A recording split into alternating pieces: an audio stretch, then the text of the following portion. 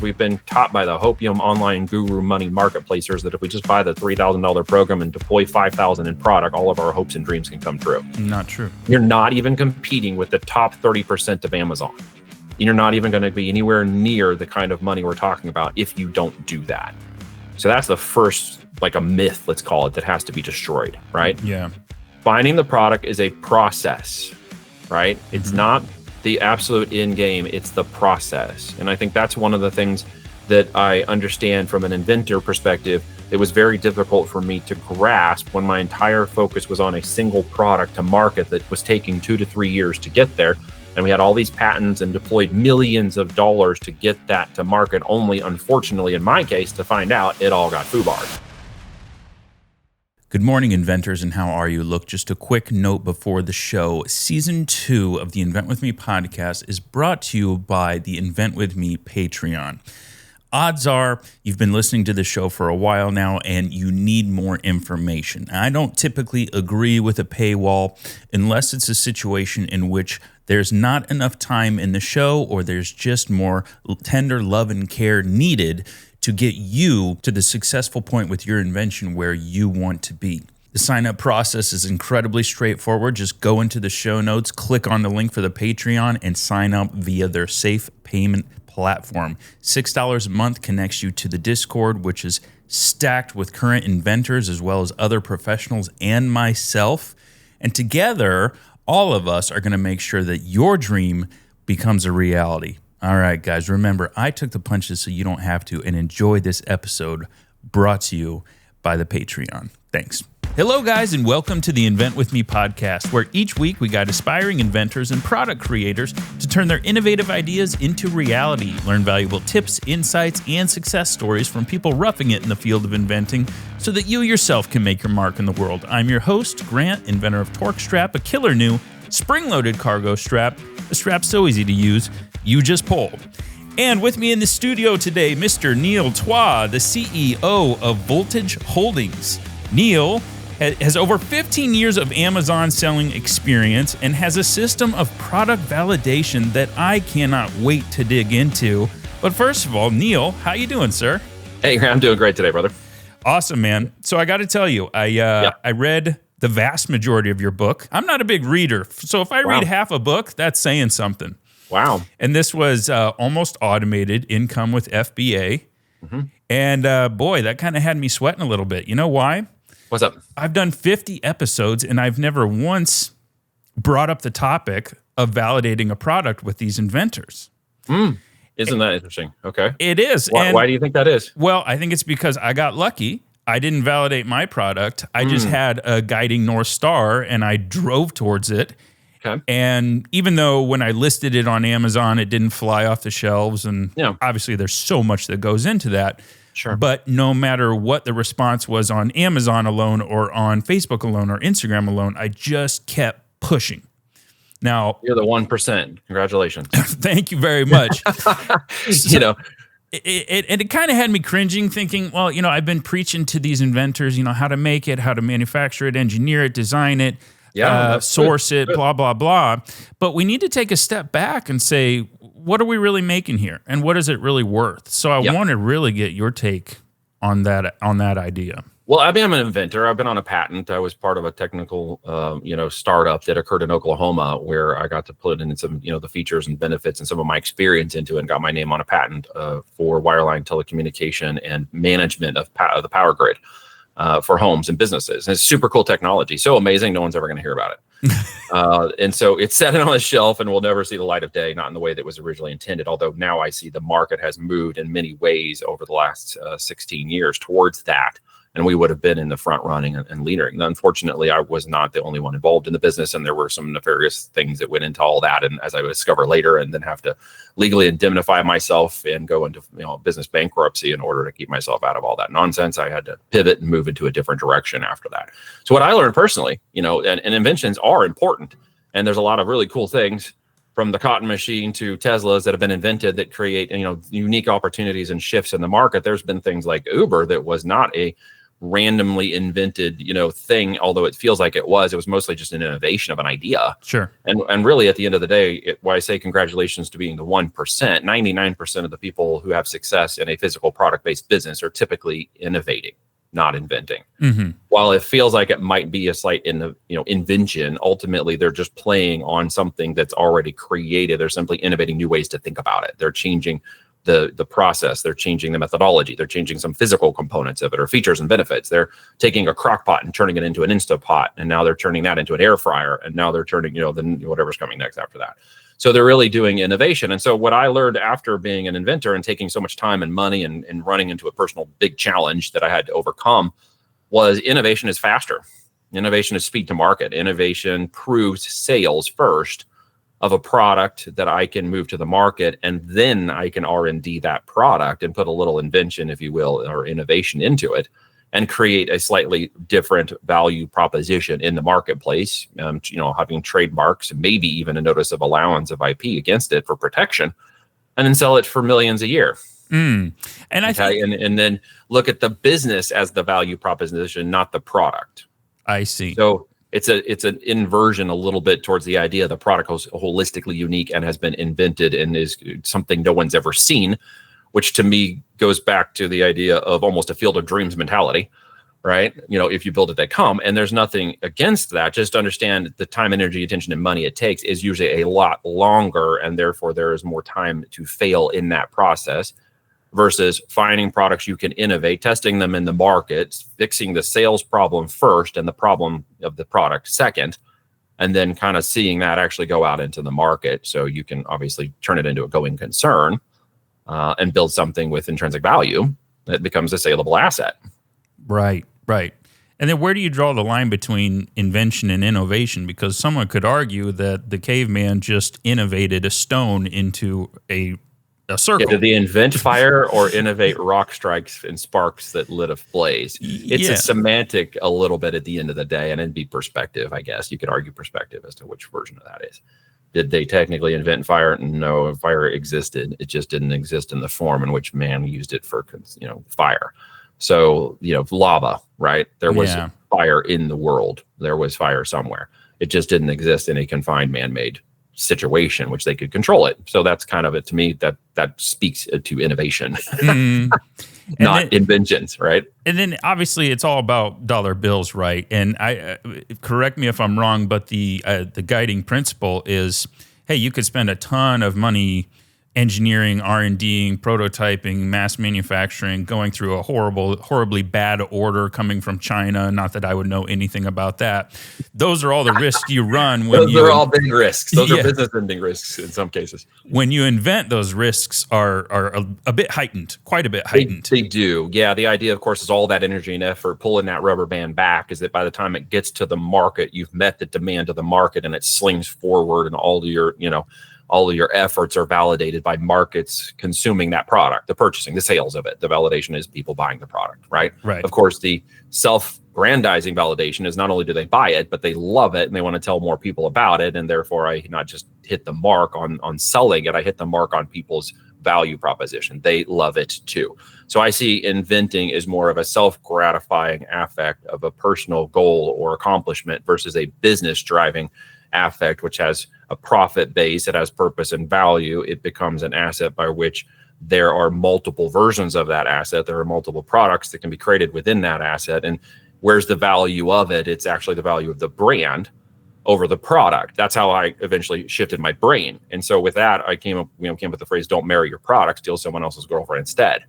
Because there are a lot of products out in the market that make up brands, but the brands ultimately will be what stands the test of time. Products have a life cycle, brands go on forever. That's why there's 10 burger joints and 20 pizza joints that you could name that have stood the test of time for many, many, many years. And why some product bases go on for a long time, even though there's multiple variations of the product. Consider Apple, right? Consider Nike. These are, long-standing companies that have produced great product, but it's the brand that you recognize, right? Sure. And in certain instances, that brand is attributed to others like Michael Jordan and Nike, which elevate the brand presence through the product, but really through the celebrity status, because they weren't necessarily the best basketball shoes in the world. they were the best marketed basketball shoes in the world. Sure. And so with sales, obviously you generate, from revenue, we generate profits, and from profits, you actually power the business. So I'm a big advocate now of testing the market with products to validate where what product line could expand into brand, and then simply follow the data and do what Jim Collins said in Good to Great and become a hedgehog. And go like Apple, right, in retail, and find that product base that you lock into that's yours, and then simply expand out the product line by selling more of the same thing in different boxes to more people until you produce someone who buys 20 objects from you at the highest price point valuable, and then you give it to your family and friends and they all buy it too. Yeah. By that, I can create all kinds of product ideas, and I have all kinds of brands with all kinds of products now that meet that market demand that the consumer is after. And by proxy, a good product is created. That's an assumption I'm making. I'm going to say it out loud for anybody who's out here. He's selling cheap Chinese crap. No, we engineer great products. We innovate the products to become great products, and we want the great reviews, and we want the customers to love the product. But it's actually my second concern, not my first concern. Interesting. Let's go back to the girlfriend analogy. I like that. Yeah. By stealing someone else's girlfriend, you're pretty much directly referring to private labeling, correct? Private label, physical products. And what is the difference between private label and white label? One word: customization. Okay. So white labeling is what everybody's dream when they first learn about Amazon and passive income. Oh, I'll just order this straight from Alibaba, straight to my door as is, and then turn around and sell it. Why doesn't that work? Ultimately, you're not producing any core value in the brand of your products. You're producing it in someone else's. Yeah. Right. You're flipping products for profit, and that's a 0 to 100K game. And really, a lot of people can do that.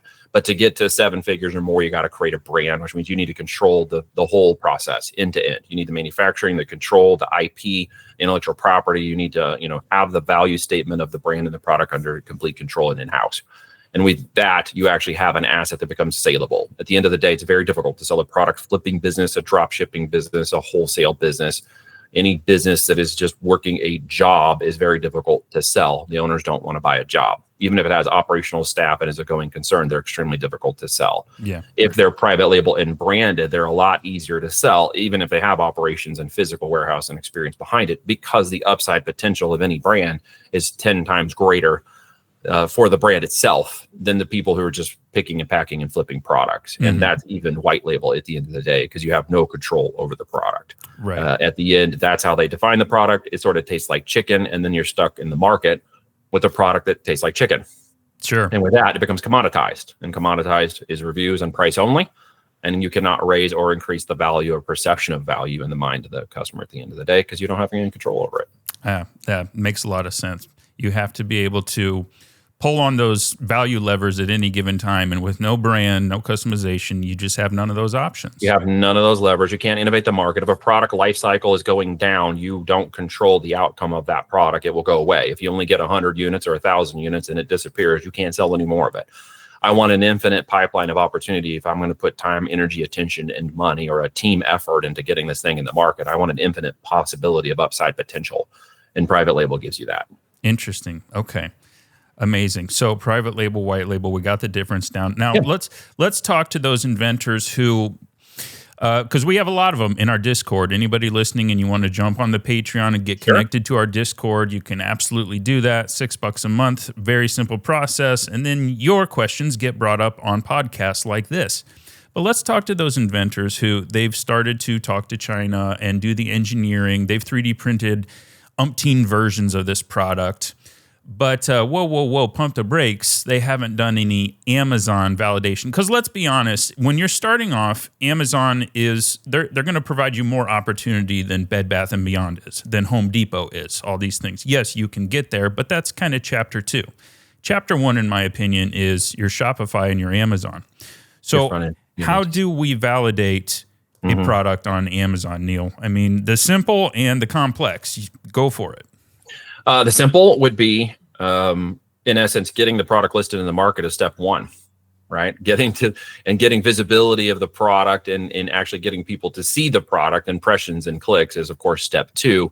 And then if you've done a great job of presenting the value statement, and we call it answering the 3 questions, then you've positioned the psychology of Amazon's buyer to see the value of your product over others in the competitive market space of your product. And that obviously turns into sales. So if we've done a great job of answering those questions already in the mind of someone who came to Amazon, because we call it a demand capture platform, then we've captured the value of that product from someone who's already intending to buy it. Okay. So the more complex, of course, is how do I get the organic traffic? How do I get the visibility, impressions, and clicks? And Neil, I put up a listing once on Amazon and no one ever saw it. I never made any sales and any clicks. Well, the complexity is in the system itself. It is an AI-driven algorithmic engine now. It used to be a latent semantic search engine based on some machine language about you and learning about you in more of a knowledge compartmentalized format. But now it is a customer need, customer intent-based format using AI to drive the narrative of your product into the engine so that it can predict what you were going to buy and then present it to you before you even know you should buy it, and then go, oh my gosh, I should have bought that, and then buy it.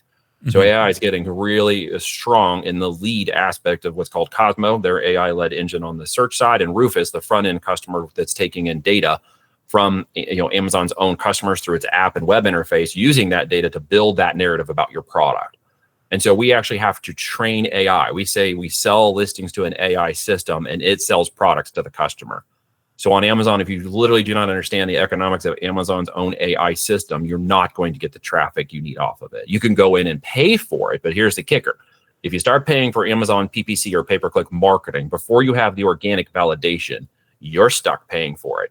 Remember when you go to Facebook, at once upon a time, you used to get all this organic reach on your pages, and they screwed us over and started making us pay for reach. Yeah. And now they sort of brought back some component of organic on Facebook to some degree, but really they just turned it on Instagram in order to compete with TikTok, because that's what they're doing right now. Reels, yeah. Yep. So now you can get a lot of organic traffic on Instagram since TikTok's ban. Yeah. And that didn't used to happen. Like, you can get really crazy traffic on Instagram right now. Yeah. And that literally changed after TikTok went down. So they're like, hey, Gap in the Hole, let's take over market share. And now they're even talking about their own shops, right? And getting their shops out there for Instagram. So that was just, non-inventing. That's just follow the market kind of stuff. Sure. So end of day, the more complex understanding is there is an economic AI engine running, and you need to understand what that AI engine is doing so that it will actually get you impressions and clicks and push you into the market organically so that you can validate that you are in demand by an organic traffic that's flowing 24/7 through Amazon, that's coming in from all these other locations, not just Amazon itself, but all the audience and conversation, the direct-to-consumer Shopify world and the Facebook and the Google ads and the social media and all the other, TikTok videos and stuff, even retail and even TV are having those conversations that are ending up back on Amazon to purchase that product. It has become like the blue book of e-commerce. Okay. Excuse me, Yellow Pages. Why did I say blue book? I was thinking of Kelly Blue Book. Well, it sort of is, because they're selling cars now. Right. But it's more like the Yellow Pages. Gotcha. Okay. Makes sense. All right. So when a person lists this product, take me through the basics. How important are the images? We know they're important, but how important? Because you're talking a lot about AI, but I also like to talk about, is AI just a representation of humans? And I think with Amazon, it's a little bit different. Maybe it's not such a representation of humans at first, because they literally just have keywords and things of that nature to go off of. Maybe I'm wrong, but I want to get your take on that. Actually, it's changing out of keywords. It's turning into customer needs. Okay? It's turning into customer intent. And it is, well, if you're cold, then you're going to need a jacket, or you might want warmers, or you might want fleecy, flannels. So there's an intent behind that the engine is trying to determine based on your need when you go in and start interacting with the system, or any interactions you're actually doing on the web that Amazon's tracking, as well as any videos, Prime, Twitch, Freebie, and stuff that you're consuming. It's taking that information in now, and it's building a profile about each of us as we're consumers on Amazon. And it's starting to determine who you are and what you're doing. And so that as it goes out and looks at products, it then comes back and says, well, these are the highest probability products we believe that you would intend to buy or need. And so we want to place only those products in front of you. So the search is going to start changing very dramatically in the coming year as this gets smarter and smarter. In essence, you'll go in and look for products, or it'll even present products to you it thinks you want to buy without you even searching, right? So this is getting, it's powering up to be something that is dramatically different. Part of the image component you asked about is extremely critical, and here's why. If you took an image you have on your listing, or an image you think you created for your product, and you're super excited and got the photo shoot and it looks amazing, and you throw it up onto an AI system and you ask it, what does it see?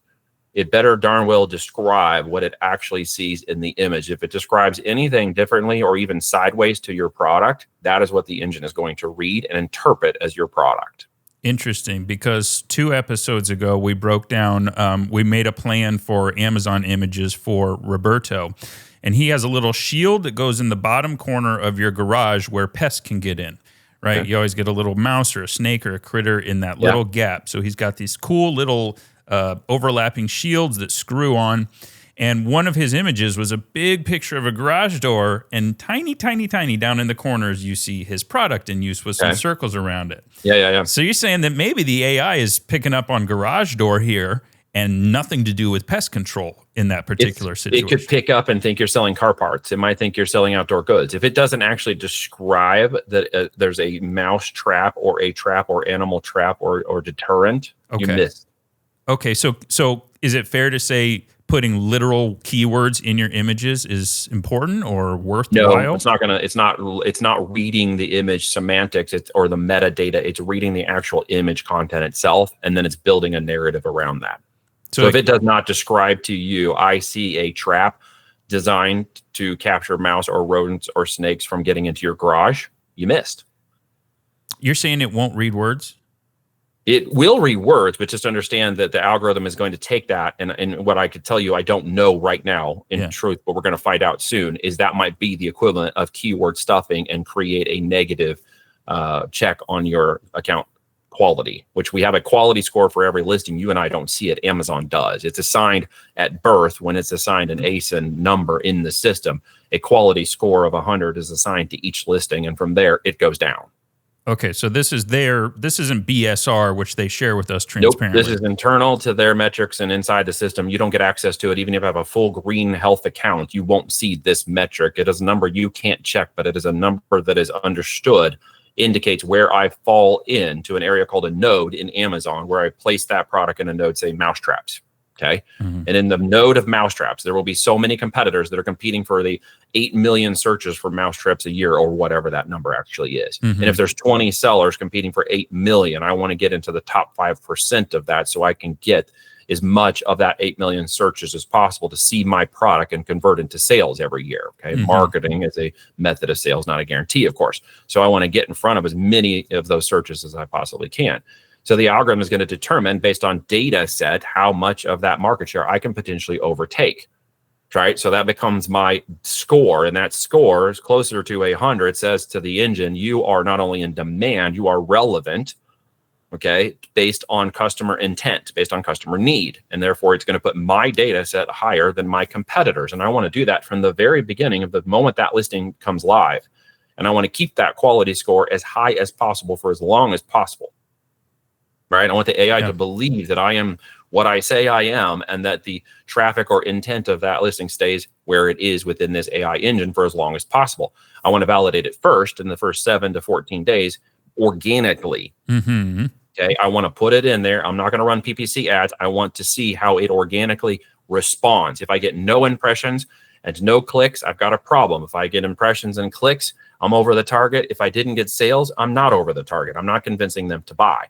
If I get impressions, clicks, and sales organically in the first 7 days, I'm over the target. I'll start my PPC campaign and go out and find out, really data mining, where am I seeing this product actually be identified within the organic engine? And then I'm going to use that to get PPC to help me raise up the organic even higher, because you can do that between PPC and organic, right? It's one of the only places on the internet you can actually do that. However, if I do not validate my organic data, my data quality score will go down. And when I run Amazon PPC ads, I'll be forced to run Amazon PPC ads at a much higher A cost for the rest of that ASIN's life. Right. Yeah. I'll be forced into it. Gotcha. Okay. Not a good place to be. Not a good place to be. And it will take, if it changes at all, I will have to optimize the listing, which will take a long time later on to then dial back and dial in where I can get my average cost per sale to come down. But most importantly, where I can see the balance change on my total advertising cost of sale. And that's really the most critical aspect. It isn't a cost, okay? A cost is just an indicator that says I can't acquire a customer, okay, at 30%, 50%, 80%, 125%. It just matters that I can acquire a customer. Mm-hmm. Of course, I want that to come down, and the only way it's going to come down is if my organic ranking goes up. Mm-hmm. So I actually then focus on total advertising cost of sale, And I want that pendulum to swing back the other direction. I want my organic to go 30, 40, 50, 60, 70, 80% of my sales. I want 20 to 30% of my sales actually within total advertising cost of sale. I can't get there by forcing the algorithm to believe I'm something it's not when my data is not what it is. What will happen is I can go run PPC ads and forcibly put it there by getting into the first sections, top sections, and sponsored ad placements. But as soon as I shut that PPC off, the whole thing will drop through the roof. Okay. I have case studies, and I've said this on my podcast, and we have proof of this, where we've shut our ad spend off at $40,000 a month on one of our accounts, and it actually continued to grow. Right? That's great. Because the organic validation of the engine was in demand first, and then the PPC was powering behind it. And of course, PPC was adding value, but ultimately we proved for a while we could shut that off without a negative impact. And those are the indicators that I am in alignment with this technology. My graphics, my images, my copy, everything are in the demand. That slipstream, I call it a river. Okay, Amazon's like a river, but it's also a big tree of data and information, right? And in that river, what I see a lot of people doing, okay, is they're standing on the sideline of the river, they're standing on the shore, yelling at the river and trying to coax it to come over to them. And they call that marketing. Right. Instead of wading out and finding out where the middle of the river is, they keep yelling at the river to come closer to them. And every once in a while, because of a wave or a boat, they get a little bit coming over them. And they're like, hey, look, it's getting closer to me. And then it disappears. Right. Okay. Like, well, why didn't it happen? Yeah. They'll see these ebbs and flows and these pancakes of marketing and materials, and they'll go like this, like a roller coaster. And instead of being a long, slow growing that has hockey stick moments in it because of time, market, et cetera, they miss it. And the final component, I know I'm on a horse and a long horse here, but stay with me for a second.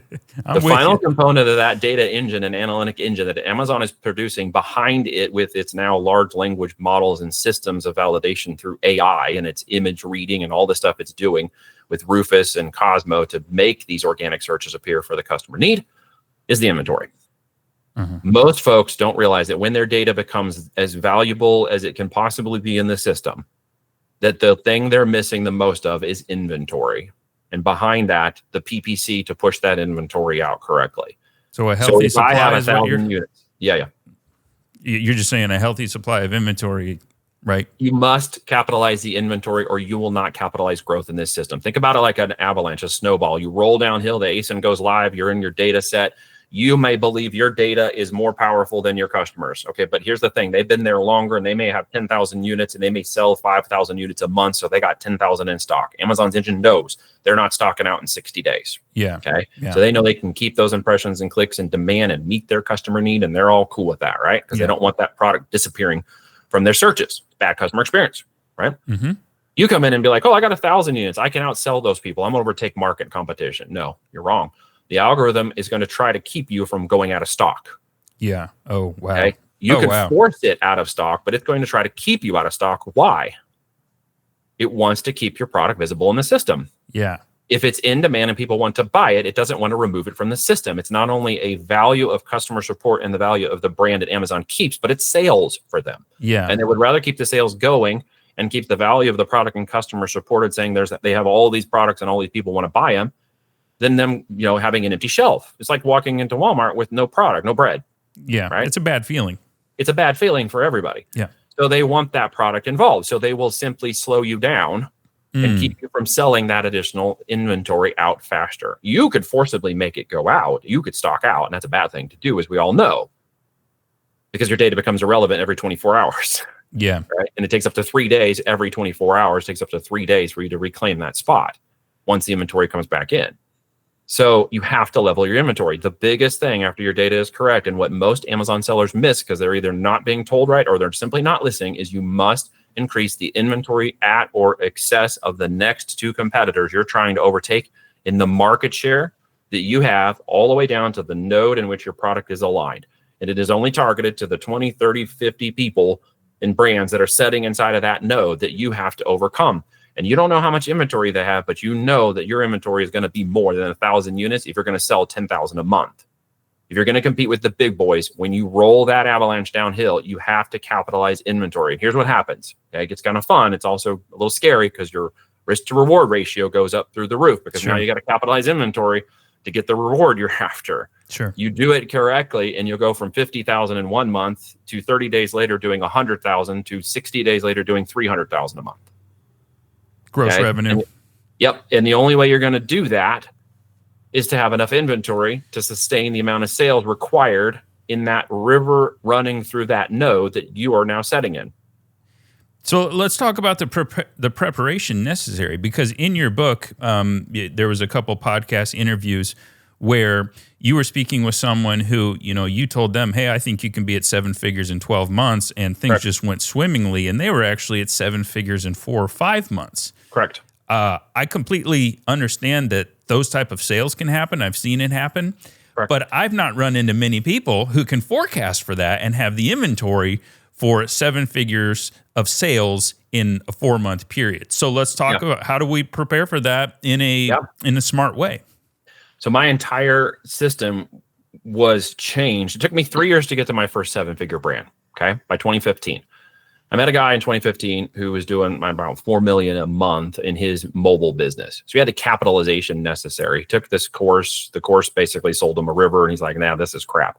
So a friend introduced us, and he said, "Hey, you know what? You're a business consultant. I'm a business guy. Talk business to me and tell me what's really possible if I'm willing to deploy time and energy, attention, and money to the right aspect of going to market." And I told him that with your engine, your ability, with the process I'm going to show you and the methodology that we just deployed, and see what you can do with it, you would need to deploy roughly this much capital to hit that growth metric in this rough amount of time frame. And I was bullish because I wanted to earn his trust. And so in that process, it played out well because I understood the metrics, I understood the numbers, and I showed him the algorithmic stuff that I had learned in the previous 5 years of testing and retesting and revalidating this market and the engine that was underneath it, because it was a technical engine I understood from my days in IBM. So I understood how it was a lean, machine learning engine of knowledge and search in terms. And if you give it certain things at certain times, it's going to respond to you, and you can get certain, in the information world, articles and information to trump other information articles if you get the engine to believe that this content's more relevant than that content. And so in essence, I just took that format and applied it to the physical product world on Amazon. And so I applied it first and the products second. And with that, it was all literally about brokering data. Yeah. So when people say, are you in e-commerce? I said, yeah, but I'm a data broker in e-commerce that happens to sell physical products. I see. Yeah. And when I showed him to that and deployed that, as soon as he saw the metrics, I said, here's your opportunity to capitalize on that. If you do, there's a good chance in the next 30 days, this is going to occur, because you're in a section that has like 10 million searches a year. And to get into the 1%, you're going to need to deploy this much inventory and capital. And he did it. He did it at the volume and trust at which was possible. And we did it in 4 months, not 6. But by month 8 and 9, he was doing a run rate of 5 million a month. Right? So the system itself is there for people to take advantage of. Most just do not understand the capacity by which a system of that nature, running 8,600 units a minute, is what it's capable of actually doing. They bring their own limiting and scarcity beliefs to the table. I don't. I was blown away. That set the precedence in 2015 and 16 for what now has become our green light process of identifying products at the right price points and the right metrics in Amazon to achieve that goal and run rate with the kind of businesses we're launching, and with an expectation that we will do something similar with every brand and product we launch, because the data set looks a lot exactly like the ones we launched in 15 and 16. All right. So you want to start a new brand. You want to private label pickleballs. You want to do your own packaging. You want to make them in green and orange. You want to sell variants of colors and pack sizes. This is just your daydream that you're having, right? Sure. What's the first thing you do the next day that will either present a door or a wall for that product on Amazon? So what I do is I look at all the data of that niche. I look at the top keyword needs or keyword search terms that tie to the customer need that is in demand for that product. And I look at the market share and say, is it 1 million, 5 million, 8 million, 10 million in searches or more? And how do you look at that data? What tools? So I have a tool set that I built specifically to go and get this data. And I got it because I couldn't get it from other locations. I got it from our own seller accounts. I got it from our client accounts. I got it from our own experience. And then just 2 years ago, Amazon released some of that data in Product Opportunity Explorer that we can get access to now. They have Category Explorer. They have more data we're getting in the last 2 years than we've ever gotten in 12 years of doing this business. Okay. We reformulated what was algorithmic, I'm going to call it conjecture, based on our data set and what we believed would occur. And we've hardened that data using now Amazon's actual data into our process and combine that into our green light process. With that, I now see the exact customer needs and how much search they have for which products are most in demand at the highest price points of profitability, We have a score we call an Amazon burden we attached to that score, and we've got green, yellow, and red lights on the burden. And we have a profitability score index. Yellow, green, and red lights are on that as well. And when we look at the profitability, the burden, and the overall what we call a voltage score, if it does not go green, we don't sell that product. It doesn't matter if it looks like it's a great trending product. It could be a fidget spinner, and we're not going to go after it because it simply doesn't match green, evergreen green light products that we have that we're going to intend to run out 3, 4, 5 years into a saleable asset. So we look at those and we say, if not certain versions of a pickleball or pickleball sleeves or the paddles themselves or the combos, we're going to look and say, what is the most profitable upside opportunity? Is it trending upwards when the data? Do we have our green light voltage scores? And if we do, we're only going to test 100 units of it in the market and prove that we can sell that product in the marketplace. Once we prove we could initially get that 100 units of data validation, we'll go get 1,000 units of it and actually do a full product launch into that data set to see how we move from revenue and growth into profitability, and then predict out 12 months up to a 40-foot container what it would take to run that single SKU into a going concern of profitability over 12 months. If all of that data projects profitably, we launch the full 1,000 units. And then we go out to the market and see what is possible. From there, I'll have hardened data that tells me, can I sell 1,000 a month? Can I sell 1,000 a week? Could I sell 1,000 a day? And it doesn't matter what the rest of the competition is doing in that vertical, because I already know there's 10 million searches of paddle balls out there. I'm nowhere near 1%.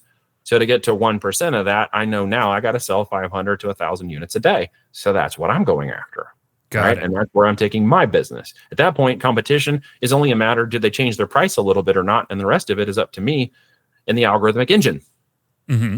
So, and then bring me to where you guys are now as a company with Voltage and how that ties in, because you just mentioned the system that you have. And I know a lot of people are listening are saying, I want to take this and plug it in and see what comes out the other side, Neil. So how does that work? Is that something you guys facilitate with specific brands you bring on? Talk to me about that. My SaaS is not public yet, but I'm hoping that later in this year, we might make a version of it public. But right now, it's only within my Voltage Business Builders community behind an NDA. I don't sell that out to the world because the data set that I have, having been in all the other communities and around the Amazon world for 12 years, I see no one else has this data. And having been someone who's been an inventor who loves to innovate, I've innovated a number of things over the years that got exploited and then closed. So I just stopped talking about them in public because people will go use them and the systems will get shut down. And I got tired of that. Yeah. So I kept it private. So in that world, you have to become a business builder with us, qualify to be in our mastermind, because I only take 3 to 5 people a month who are qualified. Sometimes I don't find them.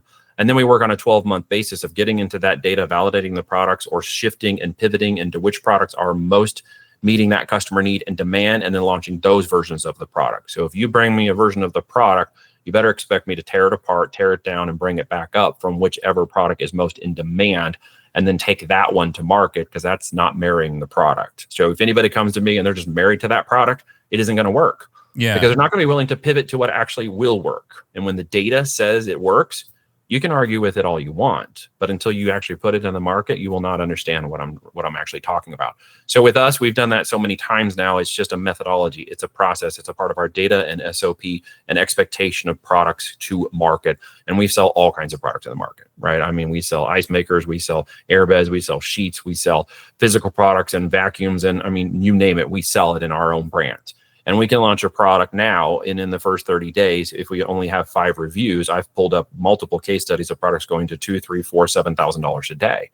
When you have the market segment of validation and you understand exactly what the market wants, so you place it into the image graphics and copy at the highest quality possible to keep your score up, and then the AI engine says, hey, great job, you got it, or hey, you don't quite get it, so we'll tweak it just a little bit, right, to make sure we kind of dial it in. The system will take over from there. Mm-hmm. Its entire intent is to sell as much product to a person as possible in 30 seconds or less. So I'm not fighting the system. Everyone else seems to be fighting the system constantly.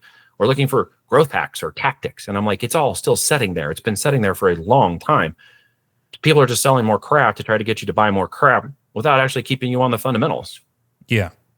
Well, and then let's talk about fundamentals too, because we're talking about, you know this now, you knew this coming into it. You're talking to an audience of people who are absolutely married to their product. Well, I don't mean to offend anybody, but you're right.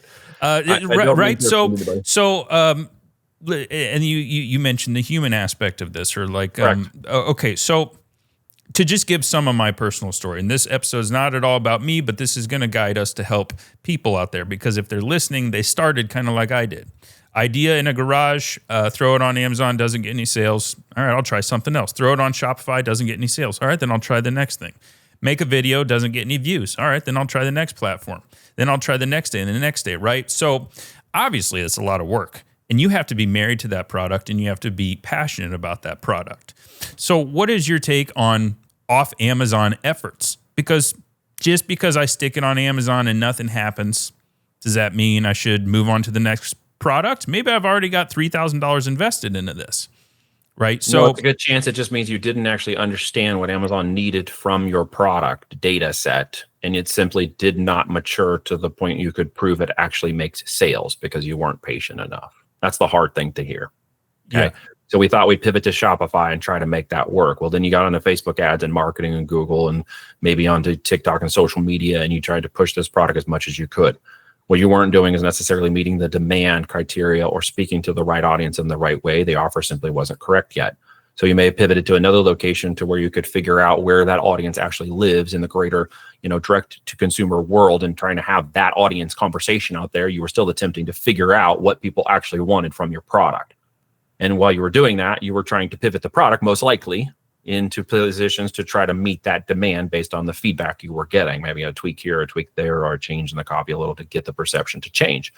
When in actuality, if you looked at Amazon, just as a basis of the fact that it sells 49% of all products in the United States, and there are other products in there that compete with your product that are selling, the question you have to ask yourself is, why not mine? Mm-hmm. And if they're selling and yours isn't, does that mean that you failed to meet the demand, or you failed to meet the need of the system that simply didn't see the value in your product data? Not your product, because someone else is already selling a product that's competing like it. So they understand the value of that product. You're not trying to sell something holistically new, yes, necessarily. You're trying to sell a new value of a product you've invented against a market need that you identified. Is that a fair way of saying that? Yeah, I'm with you. Yeah. So in that way, though, there are products in the market that fulfill some version of that need already. Mm-hmm. Okay. Or you're right. You're not inventing some new teleportation device that no one's ever seen. Right. Okay. So that means there's competition there. What you didn't identify is exactly how the competition is speaking and how they're getting value out of that particular engine, or what we refer to as the psychology of the buyer. Amazon is a very different psychology to the buying pattern of behavior of someone who comes to Amazon versus someone who sees an ad and ends up on your Shopify store, or the person who goes to retail, or somebody who's scrolling through TikTok videos and wonders, could they buy that product based on its review? There's a very different psychology of purchasing and behavioral things that are occurring on Amazon versus those other platforms. Mm-hmm. And if you don't understand what that need is, and you didn't understand the technology, you may have cut yourself short on Amazon simply saying, well, I put my listings and copy up there. Why didn't it work? Mm-hmm. You were simply not primed in the engine. You were not getting validation from the engine itself to present a customer intersect, of data within its algorithm that found your customers for you. And you simply didn't wait long enough for that to mature. So you really have to dive all in on this. I mean, you're talking about getting extremely well thought out, professionally shot and edited images, taking an extreme amount of time in building out keywords and all the listing bullet points, A+ content if you get brand registry. You must get A+ content on brand registry. And I don't think 12 months is an extremely long time, because that's what I'm looking at. Okay. No, right? I Time think to validate and launch within 12 months and prove the market for my product that then tells me where my roadmap should be for the next 18 months is a 6, 12, 18-month process. So it is not an extremely long process, really. No, I don't think so. And I think everybody has to curb their enthusiasm with that, because when product developers like us talk about 12 months, that's nothing. But to them, it's like, I want to make money next week. Well, of course, who doesn't, right? If you're in building mode that generates revenue in year one, your goal is to take revenue into profitability. And the only way to do that is to tweak and optimize the sales you're getting, because they're usually not going to be at the price point you need them to be from the very beginning. Mm-hmm. Okay, that's a holy grail thing. It doesn't really happen for anybody but less than 1%. What happens is I made sales. Now I got to dial that in and turn that revenue into profit. And from there, I then figure out how I'm intersecting my images, copy, graphic, etc., with the demand that's already there for that product flowing 24/7, 365. And I'm simply still not in the middle of that river. I'm getting closer, but I'm not in the middle of it yet. The closer I get, it translates into more sales every day. So as I get closer into dialing in graphics, images, copy, etc., in this algorithmic engine, it's going to reward me with more impressions and clicks. It's my job to convert them. Okay. My job to convert them, because I could get 50,000 impressions and 190,000 clicks and no sales. Yeah. It simply means I did a great job of aligning with the river, but not converting them into a buyer. Right. So was Amazon a failure? No. Amazon provided you the traffic and organic clicks that were required to get you in front of a customer. You failed to convert them into a customer. So Amazon didn't fail. You did. This is the hard thing for people to hear, right? Yeah. Okay, I list my product, I do a few things, I get some internal marketing, I get impressions and clicks and sales, but it simply isn't at a fast velocity, and it's not turning on the the lights every month, and it's not really making this a going concern, even though I'm generating revenue, and congratulations, I'm now got a business because I have a going concern. But you stop looking at that as, what do I need to do to tweak this even farther and dial it in, and you start blaming the system because it's not happening faster. Right. And impatience kicks in, and you start trying all of these other things instead of hedgehogging down into the one thing you should be doing, which is figuring out how to turn more of those impressions and clicks into sales. And that literally gets down to the fact that you are not speaking to your customer. Well, your images, your copy, and your graphics are simply not converting them. And then how much can you speak to, this is really just good old-fashioned practice, because you're talking about a 12-month period. You're practicing. You're trying You're practicing something. in a know and learn perspective. Why? Because you do a great job. Yes, you're 100% right. If you do a great job, you should be in growth into year 2. And here's something you have to understand about these systems. Certain viral systems like TikTok are intended to make you go viral in the next 24 hours. Yeah. But that just means they're going to go down really fast in the next 24, and by 36 hours, all your work and effort is gone, because that video has gone up and disappeared within 3 to 4 days. Yeah. Right? Yeah. Happens continuously. It's as frustrating thing as ever, right? So the end result is I need to prime this engine and pull this forward. And so if I'm working towards a pattern of growth, here's something you have to understand about an economic engine like Amazon. When you launch a product on Amazon, in the first 12 months, by Amazon's own admission, I got this from their internal staff, only 5% of all of Amazon will see that product. Wow. That jumps to 20% in year 2 and 40% in year 3. What does that tell you? When you launch a product on Amazon, it's a 3-year window of growth. It is your 3-year avalanche. It is your 3-year runway. It is a 3-year progression of building year 1, growth in year 2, and the opportunity for a product to scale, or product data sets to scale in year 3. Can you do it sooner? Of course, I've proven that. But in reality, their own admission is that by that factor, we hit the top 5% in year 1 to make that occur. That's not realistic for the other 95% of people, is it? What's realistic is I'm going to get an opportunity for 20% in year 2 and 40% in year 3. So everything is about grow, build, scale. Why? Because 92% of businesses fail in years 4 and 5. Why do they fail in years 4 and 5?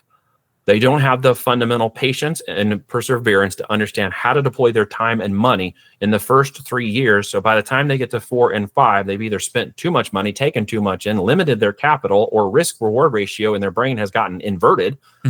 And they simply run out of capital and money, and they close their business down. Yeah. They become part of the 92% that fail. That kind of hit home, because I'm in year 4, and I had the lowest point in my career about 3 weeks ago. I had to lay 2 people off because what's the phrase? Too big for my britches, right? And it was a tough thing. But I realized in that moment what I actually have as a business. And I do not have office space. I do not own warehouses. I'm telling you what I had never had this stuff, but I thought, oh yeah, we're all going to come in. It's going to be like the 80s. We're going to wear suits and shoulder pads and briefcases, and everybody's going to be working for Torque Strap and high fiving and conference rooming and blah, blah, blah. Two things happen. One, I don't want that damn life anymore. I like working in my garage. But the other thing was, okay, this is a healthy product that can pay a couple people's salary, but I have to focus on profit this year. It is. Yeah, profitability first, right? Right. Purpose and value are important, and they should trump profit, but profit is the basis by which we define our product set if above certain profit points. Right. Okay. Right. You have to hit certain profit points. On Amazon, friends don't let friends sell $20 to $30 products anymore. You just can't make it. Amazon burden fees and stuff are way too great. You get $1.50 in profit if you're lucky after keeping your A costs low enough to try to maintain margin, but you still can't acquire above where you need to be to acquire the customer base to grow it, because then you'll be at a negative profit. Yeah. So you keep that right where you think it needs to be, and that just stagnates your data in the system because you can't outbuy the larger companies in your data set who are using loss leaders to overtake that marketplace while you're trying to make it a profit concern. You see the problem with that? Right. Yeah. Yeah, you can't fight that. You'll lose. So to get the real retail price points of $50 to $500, now we're looking at $20, $30, $70 in profit per unit. I have the margin necessary to acquire the customer to make it a going concern that not only becomes profitable, but can grow and scale beyond myself. And as long as I keep that focus on those products, each time I launch a product or variation, okay, I'm going to eventually win the greater market share over the next 2 to 3 years, which is going to lead me to know how to deploy more capital. If you follow like a Daniel Espy or David Blanc or one of my other people, and you can go check this out on my YouTube and playlists, et cetera, and they're mentioned in the book, what they understood and followed along with was how do we deploy that capital over those years, okay, which may surmise to $500,000 to $1 million in deployed capital over 3 to 4 years, but they have $6 and $12 million and $15 million businesses. Mm-hmm. They're plenty strong to go past years 4 and 5 and 6 and 7. And now they're opening additional channels. So they kept it lean. They deployed that capital. They put back as much in the business as they possibly could to capitalize that wave as that wave was growing. And of course, as they did, they are now tossing off, 50, 70, 150,000 or more a month in profit that they can keep to themselves while continuing to keep it a going concern that grows, which is where we sort of want to be at ultimately. And we're talking about big numbers here, right? Most people want me to say this is a $5,000 deal, and that's the lie, right? Most are like, well, you're ridiculous spending $50,000 to $100,000 in year one to launch a business. That's crazy. No, it's not insane. Go try to buy a franchise. Yeah. Okay? And then only get 50% of the profit split after they pay for all their fees and people, et cetera. And then you're actually left with close to like 7% or 8% on a good margin, right? Yeah. I'm looking at 20 to 30% triple net at the bottom of my brands. Okay. So I'm going to repeat that process across multiple brands and products. So we're not running in the same thought processes here. Why? Because we've been taught by the hopium online guru money marketplacers that if we just buy the $3,000 program and deploy $5,000 in product, all of our hopes and dreams can come true. Not true. You're not even competing with the top 30% of Amazon. You're not even going to be anywhere near the kind of money we're talking about if you don't do that. So that's the first, like a myth, let's call it, that has to be destroyed, right? Yeah. Finding the product is a process, right? It's not the absolute end game, it's the process. And I think that's one of the things that I understand from an inventor perspective that was very difficult for me to grasp when my entire focus was on a single product to market that was taking 2 to 3 years to get there. And we had all these patents and deployed millions of dollars to get that to market, only unfortunately in my case to find out it all got foobarred. Yeah. And there's a lot more of those stories, I'm afraid. Right? Yeah. Then there are stories of people who really deploy the capital necessary, the learning required, okay, and the execution of that knowledge, the 3 major things that most people will fail at in business if they're not careful and cause most businesses to fail: undercapitalization, the wrong knowledge, and the wrong execution, okay? And they won't actually see that turn into the concern that they expect it to be. My goal with every person that works with me is to get you to 7 figures. I even hedged $10,000 bet that we get to 100K in net profits in that process, or I lose that bet. And I hate to lose. Yeah, so we're going after a whole different level of business, tier 2 and tier 3 avatars in terms of purchasing power. And we're selling to those higher masses, okay, with not a volume expectation, but a profitability expectation, by which volume comes from multiple SKUs playing the Apple game, if you will, right? Yeah. Going across wide SKUs. One of them will take off and make up more than 2 or 3 of the other ones, which is cool. But it's not an expectation that that becomes the home run winner. And that's the danger in invention over innovation. Okay. Well, look, we put such a hefty focus on Amazon. Let's talk about off Amazon channels and marketing efforts. Absolutely. As I told you just a little bit about my story, and I didn't You're absolutely right that I wasn't looking when I listed on Amazon as a 12-month process. I was looking at it as I want to quit my job fast, so let's get this going in a couple of weeks. So when Amazon wasn't taking off overnight, when Shopify wasn't organically getting traffic, that's when a friend told me about TikTok. And I said, oh, no, I'm not doing that. I'm not a 14-year-old girl. Well, I'm not working. Well, lo and behold, it actually works. And once I started to dial in Facebook, Instagram, TikTok, and YouTube, obviously a lot of product developers have that story of the first time I went viral. I'll skip past that one. But in month 6, 7, 8 of my business, I pretty much had a system of going viral on most of the platforms consecutively. You talked about the burnout of a video after a couple of days. Well, I could overlap that, and I could kind of keep pull overlapping the effort. Yeah, absolutely. and I could get it. All right, we're going to end here. This one's going to taper off at 9 million views, and then it's going to hit on Facebook because Facebook always takes 2 weeks for videos to hit. Blah blah blah. Eventually, that all burnt out. But what I'm saying is I took a product that when I showed it to my friends, they thought it was dumb. When I interviewed people on the street, they were indifferent. Sure. And when I put it on Amazon, there was a pretty dismal response, or it was a nothing burger. The 3 for 3 there, huh? But I, through my outside marketing efforts, organic, I was able to sell $100,000 of this product in a week in some instances. So let's talk about that. Amazon platforms. Sure. Which one? Shopify. I mean, Shopify is, in my mind, it's a cool, trendy buzzword because they were one of the first more Apple-style web interfaces that most beginners could comprehend relatively easy, like most people operate an iPhone. They weren't the technical, hard savvy, build your own website, go to WooCommerce, play with all the buttons and geek out. And this is going to piss some people off. They weren't the Android side of the geek outs and build your own computer side. They were hey, I just push buttons and the thing works. Sure. So it got that trend in the drop shipping world because you could quickly start some up, and it made its trend off drop shipping. And of course, now it's finding that it's going to be very difficult to do that. And keep up that momentum. It's just a cool piece of software at the end of the day that has allowed certain integrations and tracking components for beginners to get there. If you want more robust, you got to go to another platform. Most people sort of understand that from a technical perspective. But at the end of the day, does it make it work? Absolutely. Can you run $50, $100,000, $1 million a month stores on Shopify? For sure. But in the end, it takes a long time to get that organic going. Mm-hmm.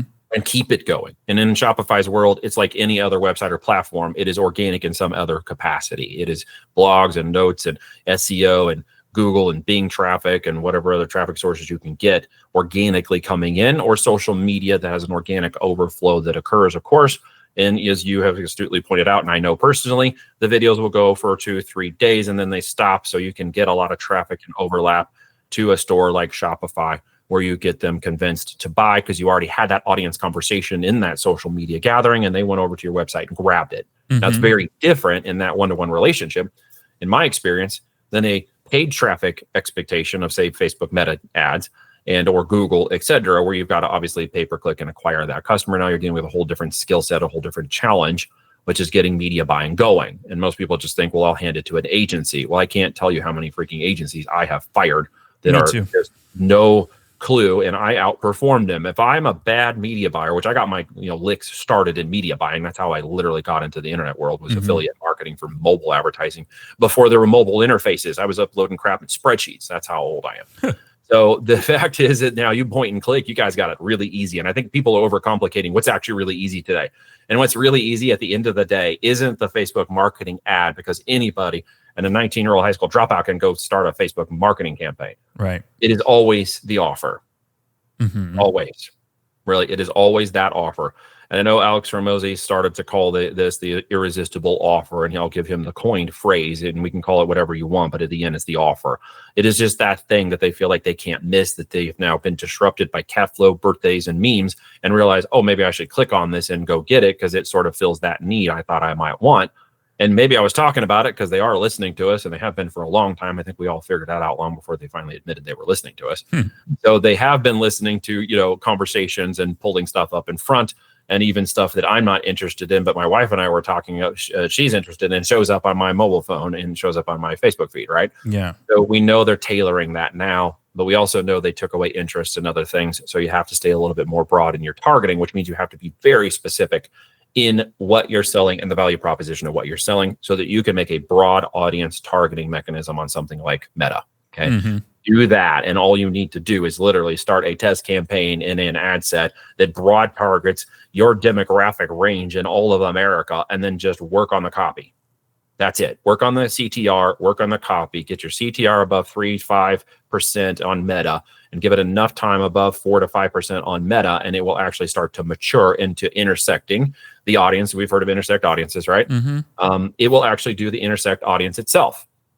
This is through like an Advantage Plus campaign or yeah, any I hate campaign? the Advantage Plus campaigns. Don't run them all, wasted tons of dollars. They don't actually work in the way that Meta says they work. They haven't for me. I've had a few rare people in my network say they do, but for most, we just leave it wide open. We leave it wide open, and it still algorithmically is doing similarities to that. It's just not paying for A+. In other words, when we talk about, and I'm going to link this over to Amazon real quick, when Amazon makes a suggestion for your PPC marketing campaigns, never take it. It is always in their favor. So when I saw them come up with Advantage Plus on Meta, nope, not using it because it's in their favor, right? Oh, we suggest you do this. And it's like, no, I've gotten on the Google side and had their ad people come talk to me, and they're like, oh, no, you need to turn this on. You need to push this button. I'm not doing that. Yeah. You're just going to siphon away all my budget. Like, that's why you're telling me to do this. I'm smart enough to know not to do that. So no, use a straight up no interest target in, I don't target desktops anymore. I just target mobile. Right. Go straight into it. I only, because of my offers in the audience network, I only target iPhones, never Android. Okay. And always go straight into that audience segment. And then it's just about the offer. It is just about determining the CTR click-through rate. That's it. Okay. Long form copy has been working well for us versus short form because it's so salesy and pitchy. And mostly it is just about getting that creative right in front of them to disrupt them, to get that click rate up. Yeah. Okay. Yeah. Get that click rate up. Then it's the job once the click comes through to you to actually make sure you uphold your promises when they land on the listing on, Shopify, for example, and making sure it's not super gimmicky, and remembering something that most people on Shopify keep getting wrong because they put all these bells and whistles and all this, stuff. At the end, it is a social conversation. At that point, you lean on the simplicity of the listing and heavy on the value of the social proof. Yeah. Okay. Keep it lean, keep it mean. Don't try to force them into the sales. People want to buy. They don't want to be sold. And a lot of the shops I see that find difficulty in converting them after the click is because they're just being so salesy on their Shopify page. Right. They're overloading all these things. They got all these tactics. They got all these special buttons. They got all this high-end conversion. And at the end of the day, if the customer wants the product, they're going to find it. They're going to jump through a few hoops to get it, even if it's a little more difficult, because they want it, because you've given them something of value so much that they want to go get it from you. Okay? Yeah. If they can't figure that out, they'll email you and say, hey, how do I buy this freaking thing from you? Right. Right. When they want it. You understand? Well, you don't want to get that email. That means you effed up. You did something wrong, but at the same time, you're doing something right. So figure out what the differences are. And it's usually a 2 millimeter shift, as I constantly remind people. It is never such a big shift as jumping an entire platform. It is something on the platform you've chosen to focus on that you make 2 millimeter shifts until you are dialing it in like keys on a lock. And once it unlocks, you don't touch it anymore. One of the things I say about the marketing campaigns on Meta, the same way I would say on Amazon, is once you get that stuff dialed in, stop touching it. Yeah, that's the hardest thing. Leave it alone. Like, walk away, go have a walk, enjoy your time out. It's a 7-day attribution window. Leave it the frick alone. Right. Stop touching it. And I am terrible at this. I'm so bad at it that I raised up someone from in my coaching group who's an Amazon seller to also run my Meta ads, who's good at email marketing and stuff as a byproduct of who he is, although he's also an Amazon seller. And we've been working together for more than a year now, just letting him run through that process so that I won't touch the freaking thing. Right. Yeah. Because I will break it if I touch it, right? I know that because I'm going to tweak it and it's not moving fast enough. Right. And so I have to have that person between me to just kind of execute the steps and then step back from it, walk away and do something else. So I'll forget about it. That way the data is long enough in maturity to make a decision next after 3 to 7 days on what we should do with it. Otherwise, I'd touch it in 24 hours and screw the whole thing up. Yeah, I've done that a lot. One thing that I've run into recently when we were looking at I'm not a data guy, but from the data I do see and understand, this is what I surmised was, we're running great meta ads. I'm really good at creative, as I kind of alluded to earlier. So getting the click is no problem. Getting the traffic is no problem. It's where the conversion happens. And as you know, we can only track what's happening on our online store where we have the pixel installed. Once somebody sees that ad and they hop on Amazon, the information, now you have to play a trading game of, get on Amazon to find out where that conversion went, if you even can. I don't think you can. So what I'm getting at is brand registration using something called brand referral links. Yeah, and I've done that. Okay. Recently I created a campaign full of brand referral links, and we're slowly tracking that. That's 3 days old, and I can't touch it, right? As you just said. Don't touch it. So basically, my question is, if you're running good meta ads and you're noticing that most of the sales are going to Amazon anyway, on Amazon, that's right. Then you can't help but wonder who is falling off in between, landing on Shopify. Oh, so I'll buy it on Amazon. Hey, honey, can you do the dishes? Bye-bye. You know what I mean? It's hard. It is. It's hard. And here's how I've seen it in my personal experience. If you're doing 0 to 10,000 a month on a meta ad campaign, and that product is also listed on Amazon, you're going to see a very small lift. You're going to noticeably see a small lift when those campaigns start to mature a little bit, but it's not going to be a lot because you're not really spending a whole lot. By the time you get into 10 to 50,000, you could see up to 10% of your sales from Meta ending up on Amazon. And you can notice that by just tracking the date by which you launched the campaign and noticing any lift after 7 days on Amazon, because it takes up to 7 days for organic traffic lift to occur. You would see it within that attribution window after you started the campaign. If you shut it off too soon, you're really going to see it as a blip on the radar, and you're not going to really know that that was ever attributed because there isn't a direct one-to-one attribution, right? Okay. As you've pointed out. But if I let that thing run over here for 7 and 21 days, and I go back from the start of that campaign and look over it on Amazon in my business reports and see I'm getting a lift on Amazon, I know that I'm capturing people from my audience off Meta who would have otherwise bought someone else on Amazon. Congratulations. It's found money. Good for you. Right. Okay. Consider like retargeting to some degree. Right. They're not buying somebody else's product. You're getting the lift. If you're not getting the lift and your campaign is spending 10 to 50,000 a month over here, you're doing a really bad job on Amazon. Mm-hmm. Mm-hmm. Okay. You should be getting a lift on Amazon if you're spending that much over here. If you're spending a 50 to 100,000, you can see up to 15 to 18% of that traffic spill over to Amazon. It is typically an older demographic who has more trust in Amazon than buying on Facebook ads. Okay. Based on their experience and history, typically 40 plus in nature. And they're going to end up buying it on Amazon because they already know the process. They know the history. It's their yellow book of trust. They're going to go buy from it and know how to deal with it versus keeping on the ad and wondering if I'm going to have to do a credit card chargeback because they never deliver the product in 21 days because, well, it's being shipped from some random location. Mm-hmm. Amazon's going to get it to me in 2 days or less. Yep. So I'll pay the extra $5 or $10 for that product to get that. That's a value statement, right? So you just have to look at combining those data sets and seeing that lift. 100,000 plus, you could see up to 20%, sometimes up to 30% of your traffic spillover that you've paid for on Meta, already paid for them, end up on Amazon and buy your product. Call it a win, right? Sure. Because it's going to lift your organic nature, and you just have to do the overall cost numbers basis of what you're spending here versus what's being made over here. You combine the two channels, it ends up at your net profit, okay? Mm-hmm. Net profit positive. You know both of those channels are working, even though you can't tactically or tracking-wise analytically get the two to combine a difference in which particular interesting person bought on Amazon versus on Meta. The only way I've discovered to do that is in the ad segmentation of building out the age demographic. Mm-hmm. And then just knowing that because of that age demographic, and I'm running them at different times, I'm seeing a particular age demographic of 40 plus for some products that will fall over faster. Okay, so we just track that over. And in the TikTok, we're in a whole nother place, right? TikTok has a similar psychology of Amazon buyer, so much so that they were competing with each other. And I was on TikTok before Shops came around, okay? And we were running ads and doing things on TikTok and testing it out organically, had our Amazon account going, had a TikTok account growing pretty well, got 40, 50,000 people on TikTok now, and had quite a bit of ad spend. We spent about 350,000 in ad spend last year on stuff with TikTok playing around. And what I discovered was about 30% of those people are falling over to Amazon.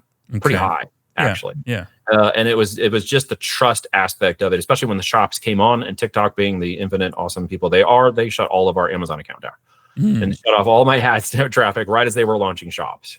Oh, right? Wow. Now, they let us back on later on after, and we had a new account, and then they didn't flag in it, but they went in and flagged all of our ads retroactively and completely blew our account when the shops came online. As soon as shops was settled and figure out that they couldn't compete with Amazon, tried, fulfilled by TikTok, which was their FBA competitor. Yeah. That failed miserably. Yeah. Well, if you can't beat them, join them. So Yeah. now it's like we're crossing over Amazon links and we're letting attribution links come onto the platform. And pretty soon we're going to see them actually let, buy and click through sale happening on Amazon the same way Amazon is now allowing Shopify links, and Amazon is now allowing paid traffic links on its platform to take you off of Amazon, which is a new thing that they're allowing now. So you can go over to your DTC store and advertise on Amazon, which is a new placement, I'm sure, coming up very soon. Interesting. That you're going to be able to pay for. So those all combine what I call the halo effect. At the end of the day, it comes down to the bottom line of the business. And wherever you're playing with that traffic, wherever you're getting that traffic, ultimately it's at the end of the day where your net profit ends up in the business based on that entire halo effect. But you're now seeing, I am, and I'm sure you too, those people are crossing over different social medias. They're looking at different locations, but I'm finding that a lot of that, even television ads that do not mention Amazon, are flowing, as Nielsen reports told us here just about a month ago, up to 30% of those physical product business ads that don't even mention Amazon are flowing over to Amazon. Oh, yeah. Yeah. Yeah. So in the DTC world, when that time came down, the viral videos were doing great on TikTok, and then they just disintegrated, and they put all that juice over to videos, live videos. And then in June, I think it was June or July 2024, if I'm not mistaken, the first $1 million hour happened on a live stream with TikTok. When they saw that occur, it was like the next one was 2.5 million, then 3 million. And like 5 months later, it was a 5 million. And all of a sudden, it's all about TikTok live streams. Yeah. Like that's where all the juice went. And now the videos that we're sending out aren't making the same traction organically as they were before. But the live, anybody doing live streams is blowing up like crazy. Is that why my video stopped getting views? Was live stream is getting all the juice, the paid traffic inside of TikTok now. They used to pay for videos, right? It wasn't real virality. Everybody thought that TikTok was real virality. It was not. For every 200 to 2,000 to 4,000 views you got, they were determining where your audience intersect conversion rate existed, and then they would pay to push you out inside of the network for videos that could go viral. Wow. So they just simply switched that over to TikTok Live now, and they're paying for TikTok live streams to go out. Got it. Okay, that makes a lot of sense. And I've dabbled with it. A lot of incentivizing. Live takes a lot of energy. That's not a fun way to see. A huge amount of energy at the end of the day for someone to get on there and do that. But it's a great strategy that once a week you go live for your products. You do a mini QVC hour. And I've got some friends. I'm not doing it right now because I don't have anybody set up to do it, and maybe I will here in this coming year. But they're doing just regular video, effects in a basement or a white wall or whatever, where they set up a little, a studio, and they're doing 1 hour a week, at 50,000, 100,000 a pop. Yeah. Wow. Okay. Live streams, crazy. It's the mini QVC. Yeah. Well, what I struggle with live streams is, what do you do besides give away discount codes the whole time and create terrible customers who are dependent on discounts? You don't. Well, you play the marketer's trick. What's that? You raise the price. Yeah. You raise the price 30% and you give a 40% discount. Come on, man. You know that. Yeah. That's all they're doing on those live streams, by the way. All of the ones I've watched. And then they just have the beautiful ladies or the good looking guys up there talking for whatever. Or they throw in an occasional celebrity. I think there was not Chris Rock, but not Chris Rock. And Dwayne Johnson runs with that little dude. Oh, Kevin Hart. Thank you. Kevin Hart on one the other day. I saw he was on there pumping something. He's on everything. The day I was going all around my brain here. Kevin Hart. Well, listen, but we're about out of time, but I just want to give you an opportunity to really riff. I have a pretty strong 7-figure brand, and I don't care if you've looked into it or not. It doesn't matter. You can ask the probing questions. But if I'm selling between 1 and 2 million a year right now, what are the things I need to do to get to an 8-figure brand? How many SKUs do you have? I have about 8 solid SKUs. And where are they currently positioned, and like which channels? Amazon and Shopify, and a tiny, tiny bit of wholesale, 5% Which maybe. one's doing your most amount of sales right now? Amazon would consume about 60%. Amazon consumes 60%, Shopify 40%, well, 30%, 10% somewhere 35 else. 35 and 5, yeah. So. Okay. How much paid media are you running? How much? Excuse me, my daughter just walked in. Not now. I'm on the podcast, honey. 10 minutes, okay? Love you. All right, quickly. How much? What was the question, Neil? Hi, sweetheart. Love you. Go inside, please. How much in like paid media for Shopify are you currently running? Paid media for Shopify. Oh, we're probably doing $300 a day Meta, 250 a day PPC Amazon. 250 a day PPC Amazon. Yes. Well, you have an A cost? I do, but I don't know it off the top of my head. More than 30%, 50%? No. Well, I think I mix up ACOS and tacos. I think my ACOS is right around 30%. Okay, and your tacos? Do you have any idea where Maybe that does 14 sound right? I get a report every month, but I forget. Your range should be within 8 to 15% on volume. If you're around 8 to 15% on volume, that's where you should be at. If you're like $100, $200 a day, you would be, if your tacos was like 30, 40%, you could get that obviously down to 8 to 15%, but spend like $1,000 a day. So the range by tacos is the measurement of organic and PPC. You need to know the difference. How much of my sales come from PPC? How much from organic? Organic is a measurement of actual people's intent to buy your product without pay-per-click. The higher that metric, the farther you're going to go. Okay. So if it's not highly organic and it's taking a lot of PPC to keep it where it is, your optimization of that listing is your next opportunity. And if it's your 60% channel, that's where I'd focus. I would optimize the listing to get your conversion rates up. If your conversion rates can get up by like 1%, you'll start to see that organic traffic go much higher and faster, and you'll watch your PPC costs go down, at which point, if your CPCs are there, don't touch them, just increase your budgets. Okay. Increase your budgets as you watch that pendulum go. Your idea is to swing this back the other way.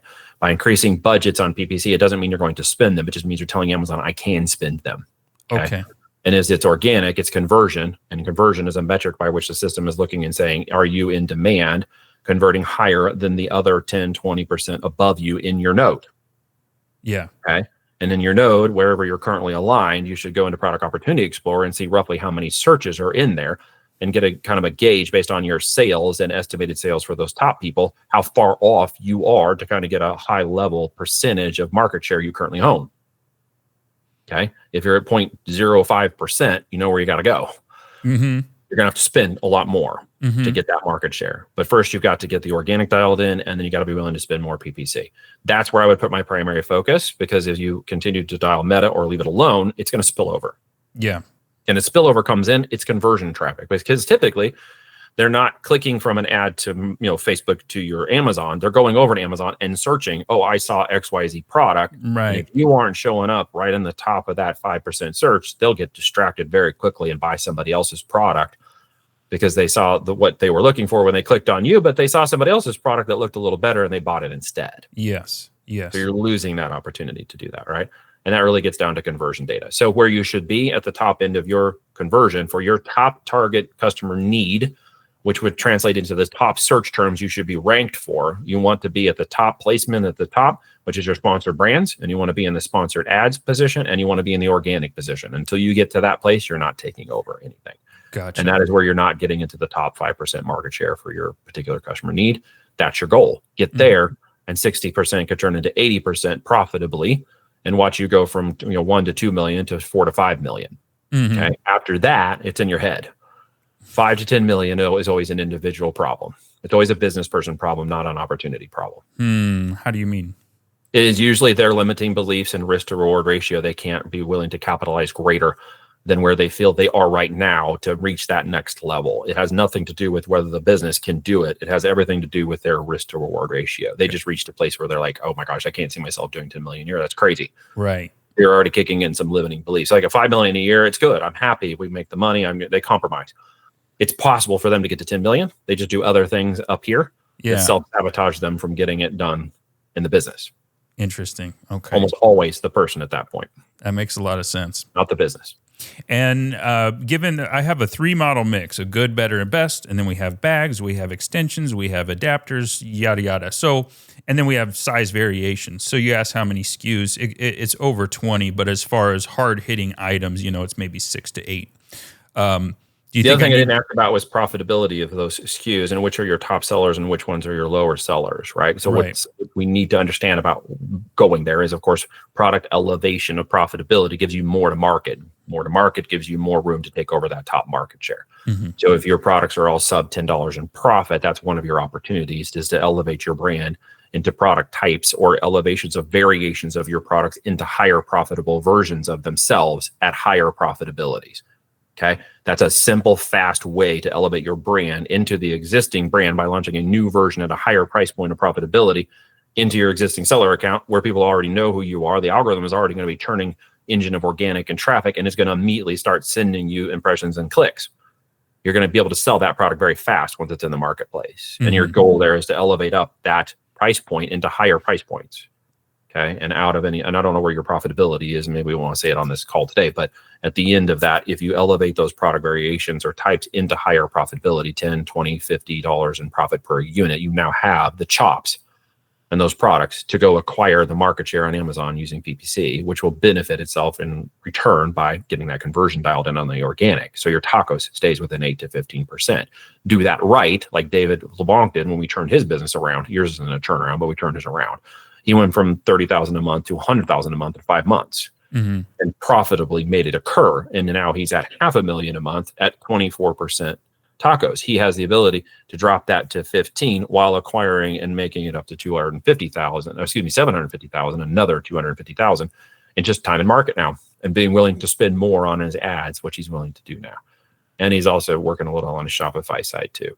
So, in game is look at your profitability, look at your competitions and marketplace. If you're in sub $50 products, your opportunity to raise that 60% up is get products that are at $50 to $150 in price point in the market. Yeah, and that's what we've done. We're really focusing on, with Shopify, you focus on average order value with upsells and things like that. Amazon's a little different. You have to find listings that convince people to buy at the $80 mark or at the $124 mark. And that's what we've been working on. It's all perception of the value of that product in the market, not the price point. Yeah. Oh, yeah. You're 100% right. And that's a tough one for everybody to kind of usually get their headspace around. Yeah.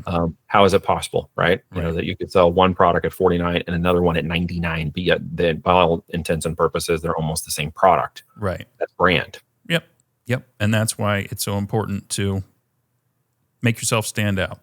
Make that brand stand out. Really dial in, niche in, right? If you're going to sell, hypothetically, Christian products to somebody who's a Christian, what is it about them they also like?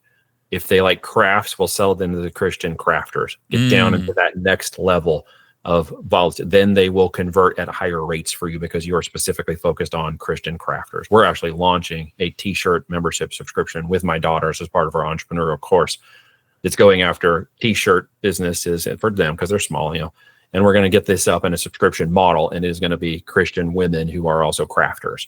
And we were coming up with all fun kind of sayings like "Not Today, Satan," KNOT, and playing on all these different variations of it that we're going to launch and have a monthly subscription that we're going to teach them how to build this business up and show them how the inside out. Wow. Well, your daughters are lucky. Do you think they're going to take Dad seriously or just say, "Shut up, Dad"? Oh, no, we're already into it. They've come up with the name of the product. We just pivoted a little away from some other types of businesses they couldn't quite execute at their stage, and we came up with the concept of something they could execute. We validated the market because Mom already signs up for one. She pays every month to get a t-shirt a month, and we reverse engineered that concept backwards into something that we can do. And then we just went right into the niche, and we said, okay, we're just going to create 12 of these. So we're already executing it. It's a part of our classwork. We homeschool our kids. Amazing, man. Well, sounds like a lot of fun, and I definitely want to thank you for everything you've divulged today and helped out. I want to give you a moment to make yourself tangible for the listeners. If they want to hear more from you, what was the name of your podcast and also your books, please? Sure. Yeah, man, I appreciate that. High Voltage Business Builders Podcast. You can check out the conversations in reverse we have and around e-commerce and all things business, and a little around wealth and generation and keeping wealth preservation as a part of that through multiple means as well as mindset. That has to do with basically every growth in business, including networking. But Voltage itself, you can go to voltagedm.com, voltagedigitalmarketing.com. You can check out a copy of the book that's over there. There's a digital copy for like $4.99. You can get a paperback shipped to you, and you read the book and you might say it's a good thing. I guess there's good reviews. People love it, which is awesome. It is a guide strategy book. It is not a tactical book, so don't expect tactical outcome, but it is a mindset of strategy. Because tactics you can teach to 16-year-old kids, as we just discussed. Yeah. It is the business and strategy that will get you to that $5 and $10 million mark. So I speak very much about the business and strategy in that book. That's what it's about.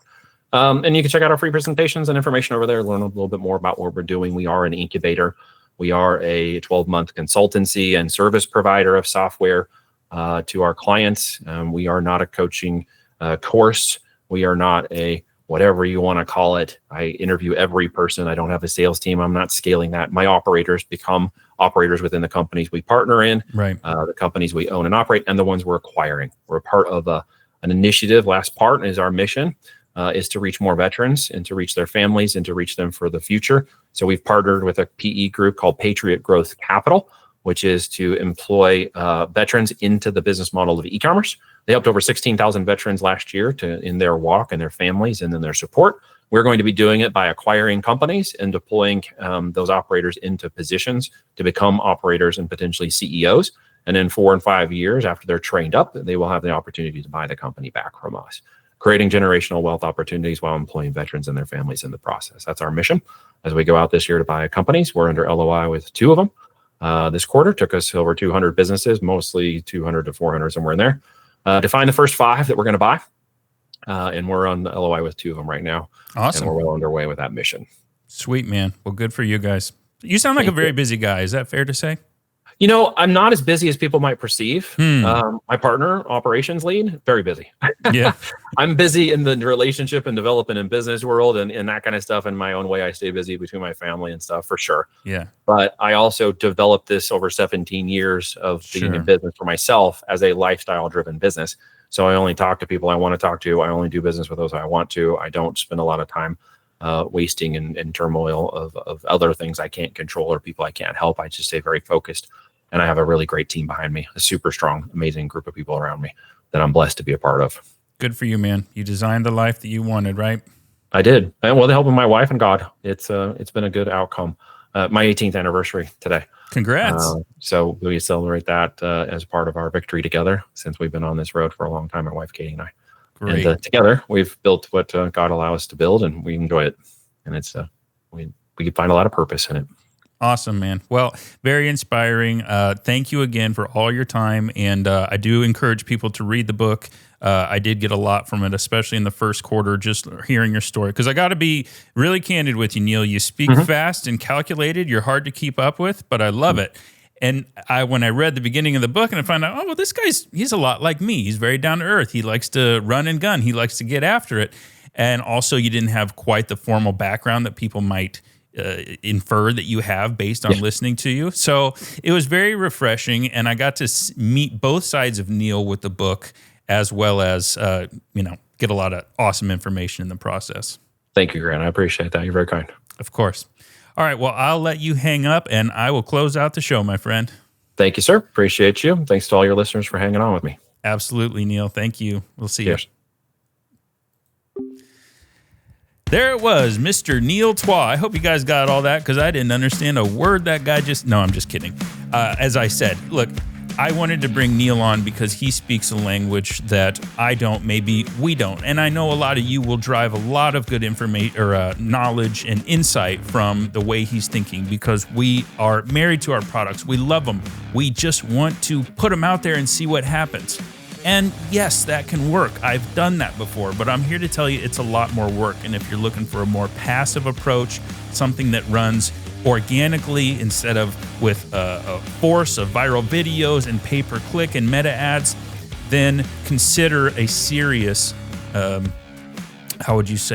serious audit of Amazon and market validation before you jump into it, guys. All right, so that was the season 2, episode 3 of the Invent With Me podcast. Thank you, guys. Remember, Neil and I took the punches, so you don't have to. We'll see you on the next one.